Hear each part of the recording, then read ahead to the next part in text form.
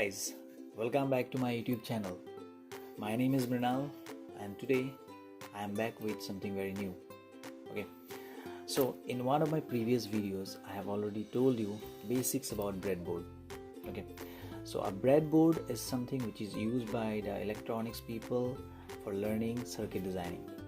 So to learn it in a better way, today I will demonstrate.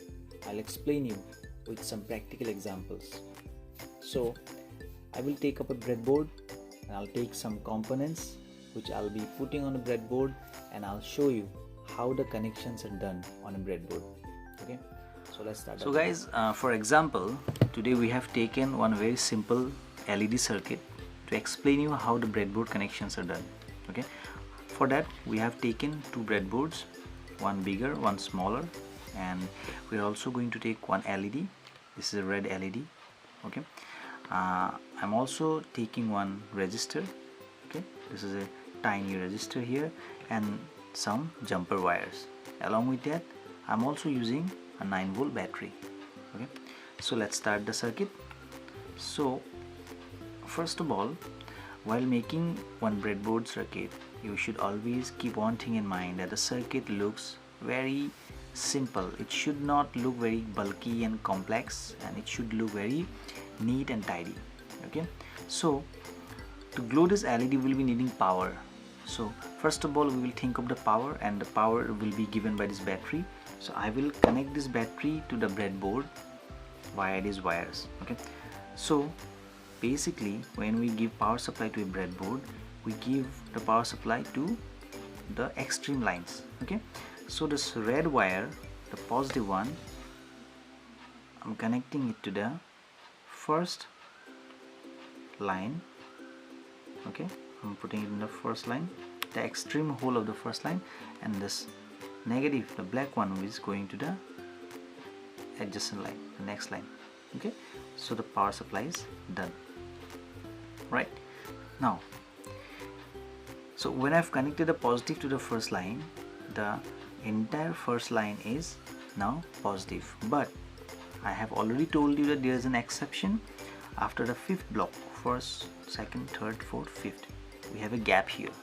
So if you want to continue this connection till the last block, you have to connect one wire from the fifth to the sixth block in both the lines. Okay, but since we are not making a very huge circuit, so this much is sufficient for us. So now I'm going to connect the LED.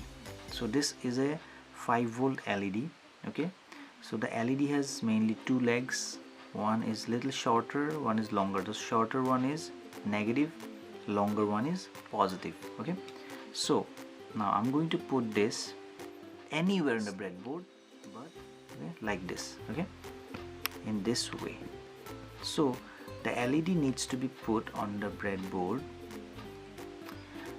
in such a manner that both the legs are not put on the same vertical line. So if I put the LED like this, then it's a wrong connection, because I'm putting both the legs of the LED on the same line, and as I have already told you that these lines are vertically connected. So that means if you connect the LEDs two legs on the same line, you mean to say that you're actually connecting both the legs to each other. Okay, so don't do it. You are supposed to connect it in this way. Okay, you can leave as many holes as you want in between the legs. There is no issue. Okay, so this is done. So this one is a longer leg, this is a shorter leg, this is plus, this is minus. Okay, now I'm going to take one jumper wire. Okay, and I will be connecting it from this positive, it will come to the positive. Okay, now for this negative, I'm going to connect it to the negative. Okay, so this is done. Okay, so this is how the LED is connected. So now this is a basic concept of the LED. Now this LED is capable of taking only 5 volt, but this battery is providing 9 volts. So when I connected this directly to the LED actually got heated and it blew up. Okay, so in that case what we're going to do is we are going to use a resistor here. Okay, so this resistor will actually provide some less amount of current to the LED. Okay, so it will actually decrease the current to the LED because this LED is not capable of taking that much of current that is being supplied. Okay, so we will actually use this resistor to decrease the amount of current. Okay, so I'm going to remove this now. Since this LED is not working, I'm going to remove this as well. So I'm going to use a new LED. So this is a new LED I'm using here. Okay, now I'm going to connect this resistor to the positive of the LED and I'm putting it on some random hole on the breadboard. Now this wire which is coming from positive will be connected here. Since they are connected vertically, if I'm connecting it to this line, it means that if I can give this positive to any of the holes in the same line. Okay, now this negative is going to be a negative. Now this LED is glowing. So this is how the circuit is completed. Alright, so now this LED, this red LED is not working because I used it without the resistor. So never use a LED without a resistor to a 9 volt battery.